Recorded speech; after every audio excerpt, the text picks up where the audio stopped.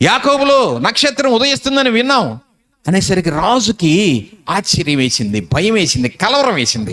ఇదేంటి, ఇక్కడ ఎవరు పుట్టలేదే, ఏ రాజు పుట్టలేదే అని వెంటనే చూడండి అక్కడ 3వ వచనంలో, హేరోదు రాజు ఈ సంగతి వినినప్పుడు అతడును అతనితో కూడా యెరూషలేము వారందరూ కలవరపడిరి. ఏమొచ్చేసింది వారికి అంటే, జ్ఞానులు ఏం చేశారు చెప్పండి, కలవరపరిచారా లేదా?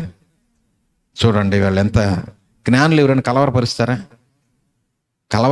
పడే వారిని కలవరపడద్దని ధైర్యం చెప్పి వారికి ఒక మంచి ఆలోచన చెప్తారు. కానీ ఇక్కడ జ్ఞానులు ఏం చేశారు? రాజు కలవరపడ్డాడు, యెరూషలేము వారందరూ కూడా కలవరపడ్డారట. ఎందుకు కలవరపడ్డారు? వారి జీవితంలో కలవరం ఎందుకు ఏర్పడింది? వారి కొంచెం దూరంలోనే బెత్లెహేములో పై నక్షత్రం కనపడింది, కానీ వీరు ఆ నక్షత్రాన్ని చూడలేదు కాబట్టి కలవరపడ్డారు. కనబడుతుంది కానీ చూడలేదు, వినబడుతుంది కానీ వినలేదు, నమ్మమని చెప్తున్నారు కానీ నమ్మలేదు. రేపు చాలామంది అంతేనండి. ప్రభు వచ్చినప్పుడు నమ్మిన వారు పరలోకానికి ఎత్తబడతారు. నిన్న మేము చీరాల్లో ఉంటే మా బావగారికి ఫోన్ వచ్చింది. అంటే ఫోన్ చేశాడు, చాలాసేపు చేశాడు, 2-3 సార్లు చేసినా తీయలేదు.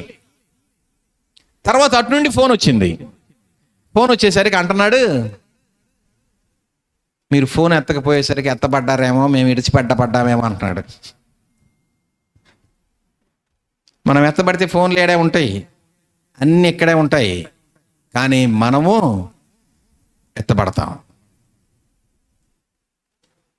ఎప్పుడు? విననప్పుడు, ఎప్పుడు? నమ్మనప్పుడు, ఎప్పుడు? నమ్మి బాప్తిసం పొందనప్పుడు, ప్రభు బిడ్డలుగా మారినప్పుడు.